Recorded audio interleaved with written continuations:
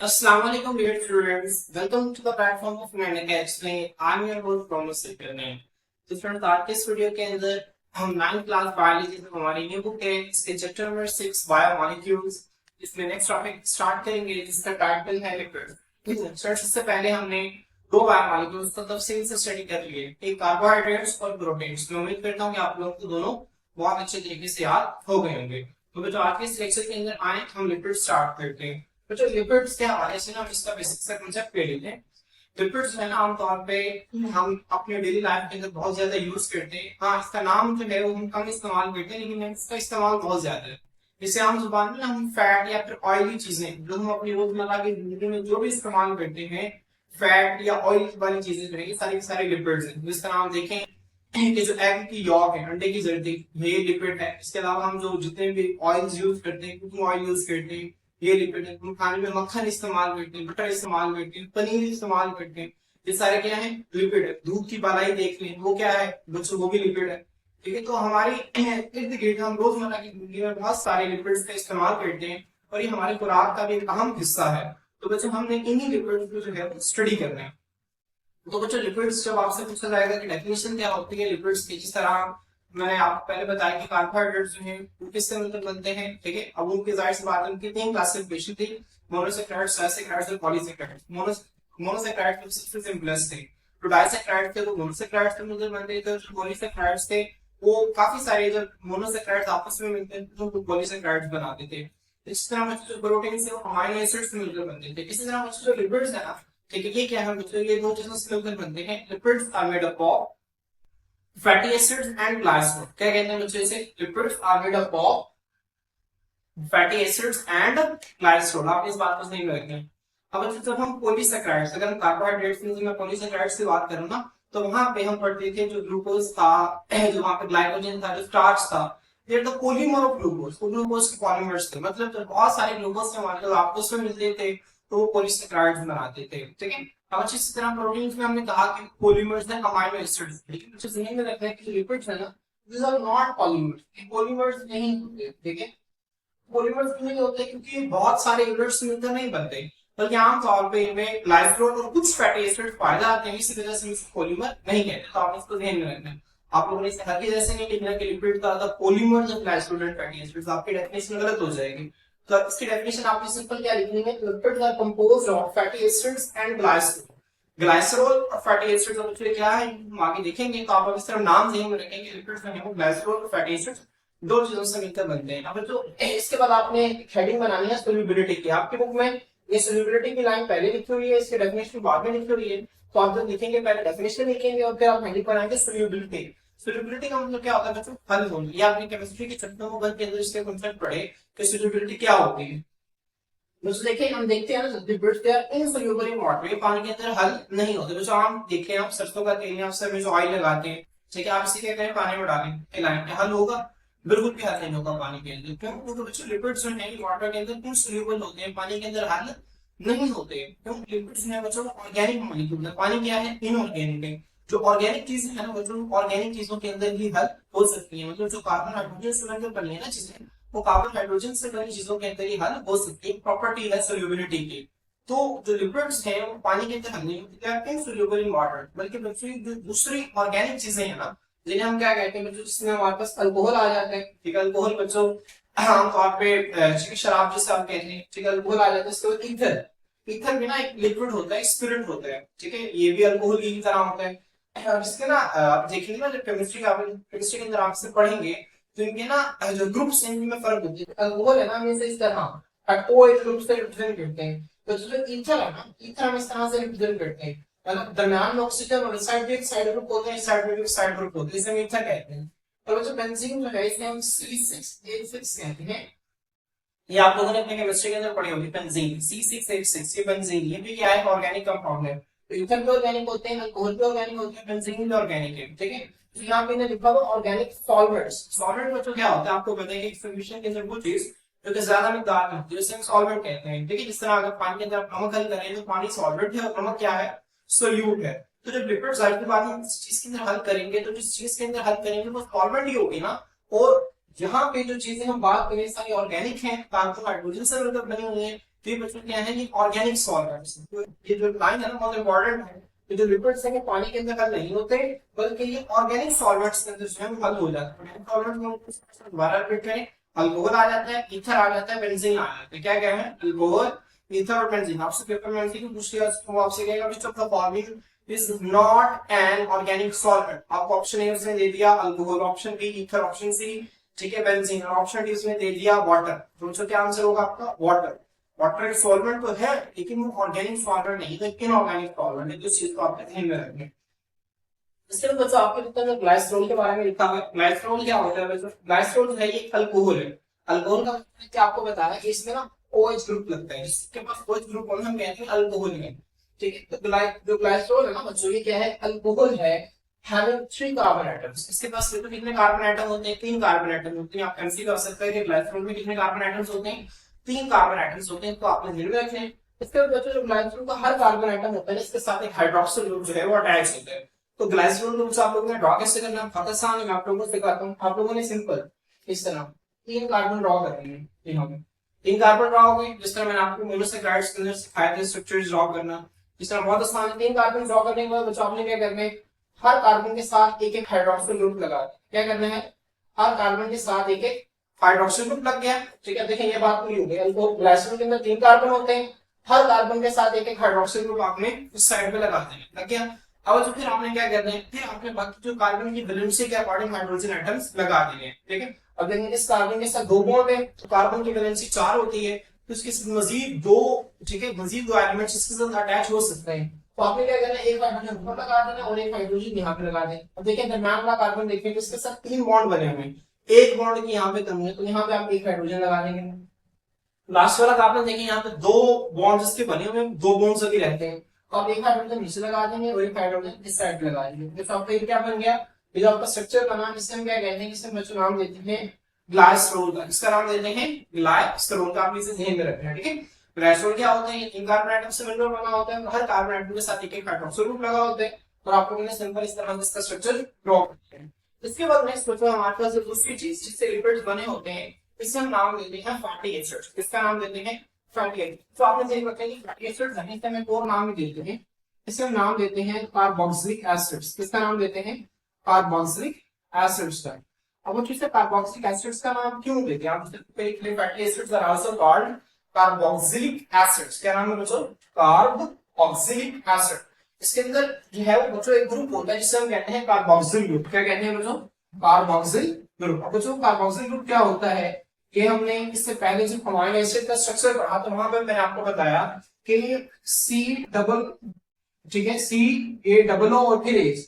ठीक है, इसको जब हम स्ट्रक्चर में ड्रॉ करेंगे ना तो इस तरह से सी का ऑक्सीजन के साथ डबल बॉन्ड, इस साइड पे हाइड्रोक्सिल ग्रुप और इस साइड पे कोई भी ग्रुप आगे अटैच हो सकता है। तो बच्चों ये ग्रुप होगा ना हमारे पास, इसको हम नाम देते हैं कार्बोक्सिल ग्रुप। ठीक है, तो बच्चों अब ऐसी चेन्स, ठीक है, ऐसे एटम्स, ठीक है, जिनके पास ऐसी चेन्स, जिनके पास एक ग्रुप होता है, इनको हम आमतौर पर फैटी एसिड्स या फिर कार्बोक्सिलिक एसिड्स कहते हैं। मैं आप लोगों को ये ड्रॉ भी करके दिखाऊंगा। ठीक है, मिसाल के तौर पर बच्चों आपने ध्यान रखना है कि जो फैटी एसिड्स या कार्बोक्सिलिक एसिड्स होते हैं ना, ठीक है, इवन होते हैं तादाद के अंदर, मतलब इनके अंदर कार्बन एटम्स है, जैसे आपके बुक के अंदर नहीं लिखा हुआ, लेकिन आपने ध्यान रखना है इसके अंदर कार्बन एटम्स इवन होते हैं, मतलब 2 होंगे, 4 होंगे, 8 होंगे, ठीक है, 6 होंगे, 10 होंगे, इस तरह से। तो फर्स्ट करें कि मैं 4 कार्बन वाला ड्रॉ करता हूँ। तो बच्चों आपने क्या करना है, बहुत आसान है, आप 4 कार्बन सिंपल ड्रॉ करेंगे। ठीक है, इस तरह अब आपने इस लीनियर चेन के अंदर ड्रॉ करना है। तो आपने क्या करना है, एंड पर कार्बोक्सिल ग्रुप लगा देना है, यहाँ पे सी डबल बॉन्ड ओ और यहाँ पे OH। अब बच्चों लग गया। बाकी आपने कितने कार्बन की वैलेंसीज है ना जो, उनके हिसाब से अपने हाइड्रोजन लगा देना। देखिए ये वाला कार्बन के 4 बॉन्ड पूरे, 2 ऊपर, एक इसके साथ, एक इसके साथ, 4 बॉन्ड पूरे। अब इसको देखिए, इसके 2 बॉन्ड, एक इस साइड पे, एक इस साइड पे, इसके साथ 2 बॉन्ड और हो सकते हैं, ये हाइड्रोजन इसके साथ अटैच हो गए। अब देखिए इसके साथ कितने हाइड्रोजन मजीद अटैच हो सकते हैं, 2।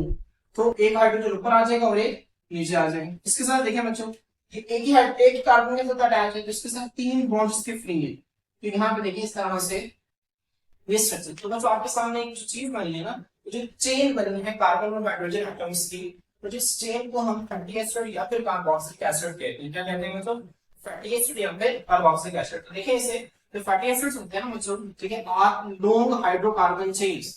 बच्चों हाइड्रोकार्बन मतलब हाइड्रो मतलब हाइड्रोजन, कार्बन मतलब कार्बन। ठीक है, तो हाइड्रोकार्बन क्या होता है, जिसके अंदर कार्बन और हाइड्रोजन होती है। चेन मतलब इस तरह से देखें, एक कार्बन है, फिर दूसरे कार्बन एटम से जुड़ा हुआ है, दूसरा तीसरे के साथ जुड़ा हुआ है। चेन अगर आप देखें ना, चेन के इस तरह से ना, ठीक है, छोटे छोटे यूनिट्स होते हैं, वो आपस में इस तरह से मिले होते हैं। अगर आप बाइक की, साइकिल की चेन देखें तो इस तरह छोटे छोटे यूनिट्स आपस में मिले होते हैं, फिर वो चेन बना रहे होते हैं। इससे यहाँ पे ये कार्बन दूसरे के साथ, दूसरा तीसरे के साथ, तीसरा चौथे के साथ मिलकर एक चेन बनाते हैं। ठीक है, तो बच्चों यहाँ पे जो हाइड्रोकार्बन है ना, ये क्या बनाते हैं, लंबी लंबी चेन्स बनाते हैं। और इस चेन के एंड पर बच्चे कार्बोक्सिल ग्रुप अटैच होते हैं। क्या अटैच होता है, with carboxyl group at the end. और इस कार्बोक्सिल ग्रुप को हम क्या कहते हैं, COOH। क्या कहते हैं, COOH। तो इसको ओपन करके लिखते हैं ना, तो कार्बन के डबल बॉन्ड ऑक्सीजन के साथ एक तरफ हाइड्रोक्सिल और एक साइड में जो है वो बाकी जो चेन है पूरी पूरी वो अटैच हो जाएगी। ठीक है, तो इसमें हमारे पास फैटी एसिड है। फैटी एसिड के आमतौर पर दो टाइप होती है, एक को हम कहते हैं सैचुरेटेड फैटी एसिड और बच्चों एक को हम कहते हैं अनसैचुरेटेड फैटी एसिड्स। क्या कहते हैं बच्चों, सैचुरेटेड फैटी एसिड्स, और एक को हम क्या कहते हैं, अनसैचुरेटेड फैटी एसिड्स। मिस्टर दोबारा रिपीट करें, सैचुरेटेड फैटी एसिड और अनसैचुरेटेड फैटी एसिड्स। तो बच्चों अब हम इसमें काफी डिटेल से देखेंगे। बच्चों अब अगर वो आपसे सिंपल पूछ ले कि सैचुरेटेड फैटी एसिड्स क्या होते हैं, ठीक है, तो आप ये लाइन भी लिखेंगे और इसके साथ ही बाकी दो लाइंस भी लिखेंगे।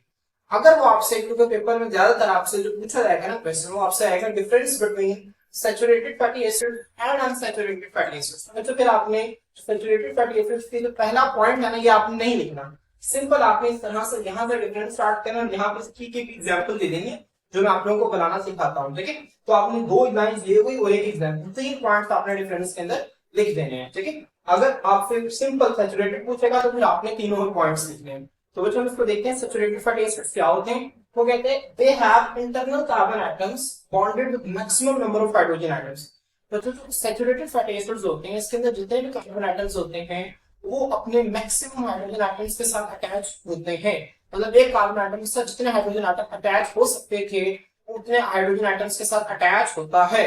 जबकि बच्चों अनसैचुरेटेड फैटी एसिड्स में ऐसा नहीं होता। अब बच्चों उसमें ऐसा क्यों नहीं होता, क्योंकि उनके दरम्यान जो है वो कार्बन एटम्स के दरम्यान डबल बॉन्ड पाया जाता है। क्या पाया जाता है बच्चों, डबल बॉन्ड पाया जाता है। और इसमें जो है वो कोई भी दो कार्बन एटम के दरम्यान डबल बॉन्ड मौजूद नहीं होता। बच्चों हम एग्जांपल से इसके समझते हैं। बच्चों आपकी बुक के अंदर ना मैंने आपको बताया कि आमतौर पे जो फैटी एसिड्स होते हैं, चाहे वो सैचुरेटेड है चाहे वो अनसैचुरेटेड है, तो इनके अंदर जो कार्बन एटम्स हैं इवन तादाद के अंदर होते हैं, दो के मल्टीपल होते हैं, दो होंगे, चार होंगे, छह होंगे, आठ होंगे।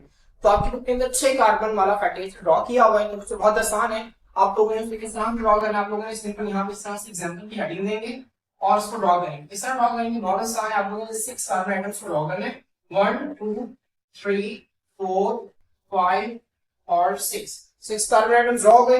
तो जो आखिरी कार्बन होगा ना, वहां पे आपने क्या करना है, वहां पे आप कार्बोक्सिल ग्रुप लगा देंगे। क्या लगा देंगे, कार्बोक्सिल ग्रुप। देखिए लास्ट में कार्बोक्सिल ग्रुप लग गया। अब आपने क्या करना है, बाकी बच्चों जितने भी कार्बन एटम्स है ना उसके साथ हाइड्रोजन एटम्स लगा देंगे। अब चूंकि हम सैचुरेटेड फैटी एसिड ड्रॉ कर रहे हैं, तो सैचुरेटेड में एक carbon atom maximum number of hydrogen atoms के साथ जुड़ा होगा। देखें इस कार्बन के साथ कितने मैक्सिमम हाइड्रोजन अटैच हो सकते हैं।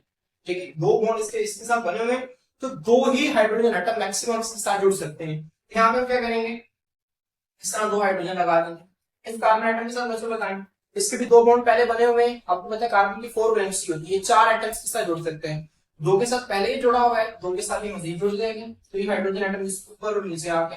अब यहाँ देखिए इस कार्बन एटम को देखें, जिसके भी दो बॉन्ड पहले बने हुए हैं, तो यहाँ पे बच्चों दो इसके रह जाएंगे, दो हम हाइड्रोजन से फिल कर देंगे। इसको देखें सिमिलर इसी तरह से, तो जो लास्ट वाला कार्बन है, फर्स्ट वाला कार्बन है, जब इसको देखेंगे तो इसका एक ही बॉन्ड बना हुआ है। अब इसके 3 मजीद हाइड्रोजन एटम के साथ जुड़ सकते हैं।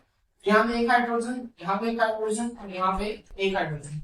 तो आपके सामने क्या होगा, ऐसा फैटी एसिड है जिसके अंदर जितने भी कार्बन एटम्स हैं वो अपने maximum number of hydrogen atoms के साथ जुड़े हुए हैं। ऐसा नहीं है कि कहीं पे कार्बन एटम हाइड्रोजन के साथ जुड़ सकते थे लेकिन हमने जोड़ा नहीं। जहां पे कार्बन एटम्स के साथ मैक्सिमम हाइड्रोजन लग सकते थे हमने लगा दिए।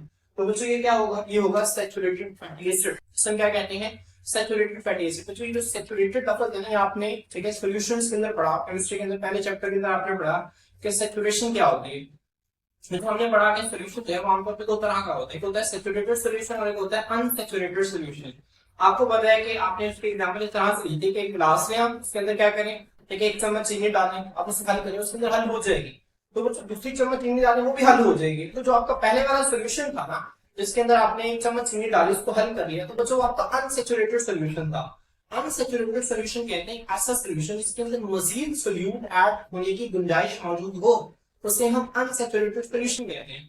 तो बच्चों सैचुरेटेड कहते हैं एक ऐसा सॉल्यूशन जिसके अंदर मजीद सोल्यूट ऐड नहीं हो सकता। ऐसे सॉल्यूशन को हम क्या कहते हैं बच्चों, ठीक है, जिसके अंदर मजीद सोल्यूट ऐड नहीं हो सकता, इसे हम सैचुरेटेड सॉल्यूशन कहते हैं। तो बच्चों यहाँ पर भी एक हम यहाँ पे सैचुरेटेड फर्टिलाइजर्स कह रहे हैं, तो ऐसा फर्टिलाइजर है जिसके अंदर मजीद कोई हाइड्रोजन ऐड नहीं हो सकता। देखिए हमारे पास क्या है, ये सैचुरेटेड है।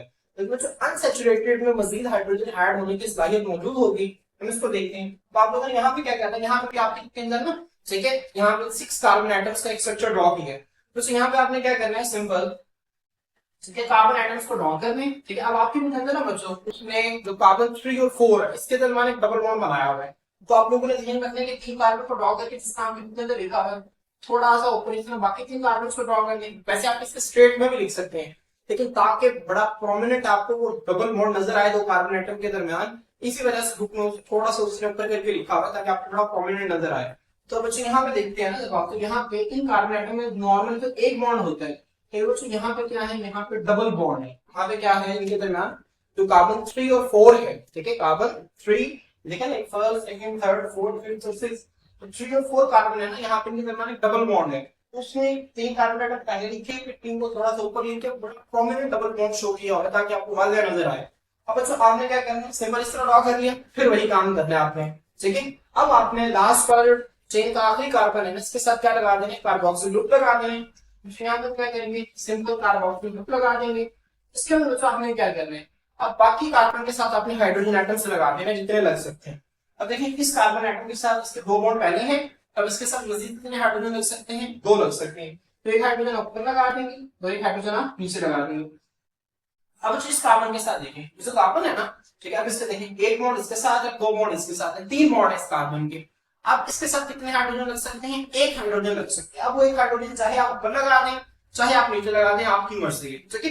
अगर आप ऊपर लगा देंगे तो भी कोई मसला नहीं, नीचे लगा देंगे तो भी आपका ठीक है, ठीक है। तो मैं यहाँ पे फर्स्ट ऊपर लगा देता हूँ। अब बस यहाँ पे देखिए, अब ये जो कार्बन है इसका एक बॉन्ड इसके साथ बना हुआ है और 2 बॉन्ड दूसरे कार्बन एटम के साथ बने हुए हैं, इसके भी 3 बॉन्ड पहले बने हुए हैं। अब इसका एक बॉन्ड जो है वो कमी है, एक हाइड्रोजन जो है बच्चों इसके साथ में नीचे लगा देते हैं। अब ये देखें, यहाँ पे जो दूसरा कार्बन इसकी इस साइड पे और इस साइड पे 2 बॉन्ड बने हुए हैं, इसके साथ मजीद 2 हाइड्रोजन ऐड हो सकते हैं। तो यहाँ पे मैं क्या करूंगा, मैं यहाँ पे 2 हाइड्रोजन लगा दूंगा। इसके बच्चों जो पहला कार्बन है इसके साथ देखिए आप एक ही बॉन्ड बना हुआ है, तो इसके साथ मजीद 3 हाइड्रोजन ऐड हो सकते हैं। तो मैं यहाँ पे क्या करूंगा, मैं यहाँ पे इस तरह से एक हाइड्रोजन इधर, एक ऊपर और एक नीचे, जो मेरे पास ये स्ट्रक्चर बना है, ये मेरे पास क्या है, अनसैचुरेटेड फैटी एसिड है। क्या है बच्चों, अनसैचुरेटेड फैटी एसिड। अब मैंने आपको बताया कि अनसैचुरेटेड फैटी एसिड क्या होता है, कैसा फैटी एसिड जिसके तो मजीद सोल्यूट, ठीक है, अनसैचुरेटेड सॉल्यूशन ऐसे सॉल्यूशन को कहते हैं जिसके अंदर मजीद सोल्यूट ऐड होने की कैपेसिटी हो। तो देखिए एक ऐसा फैटी एसिड है जिसके अंदर मजीद हाइड्रोजन ऐड हो सकते हैं। कैसे ऐड हो सकते हैं बच्चों, ये जो कार्बन एटम के दरमियान जो डबल बॉन्ड है अगर ये ब्रेक होगा तो एक कार्बन का ये बॉन्ड फ्री हो जाएगा और इस कार्बन का ये बॉन्ड फ्री हो जाएगा।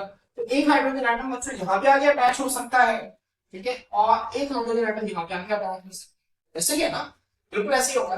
तो इसी वजह से बच्चों इनको हम कहते हैं अनसैचुरेटेड फैटी एसिड, क्योंकि इसके अंदर मजीद सोल्यूट, मजीद हाइड्रोजन जो है वो ऐड हो सकते हैं। तो आप इसको ध्यान रखते हैं कि इसका रीजन क्या है सैचुरेटेड और अनसैचुरेटेड फैटी एसिड के नाम देने की।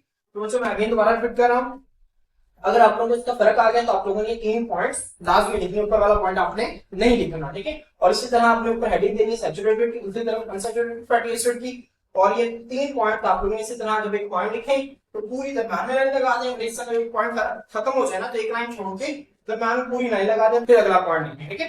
तो बस यहाँ पे देखिए, do not have double bond between carbon atoms, किसी भी कार्बन एटम के दरमियान कोई भी डबल बॉन्ड मौजूद नहीं है। यहाँ पे देखेंगे हैव वन और more double bond between carbon atoms, इनमें बच्चों कार्बन एटम्स के दरमियान एक डबल बॉन्ड भी हो सकता है, ज्यादा डबल बॉन्ड भी हो सकते हैं, 2 भी हो सकते हैं, 3 भी हो सकते हैं, ठीक है। तो इनमें एक या ज्यादा डबल बॉन्ड मौजूद हो सकते हैं। इसके बाद बच्चों ये मोस्ट इंपोर्टेंट है, they are solid at room temperature. तो बच्चों सैचुरेटेड फैटी एसिड्स होते हैं, ये आमतौर पे क्या होते हैं, सॉलिड होते हैं रूम टेंपरेचर पे।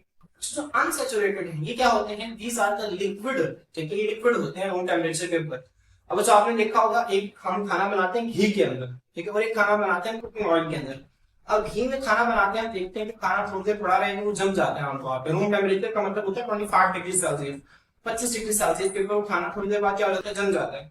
आपने देखा होगा जो खाना ऑयल के अंदर बनता है वो नहीं जमता, या आप देखें जो घी देख लें अक्सर वो पैकेट के अंदर जम जाता है, लेकिन कुकिंग ऑयल जो होता है वो पैकेट के अंदर लिक्विड शेकर में होता है।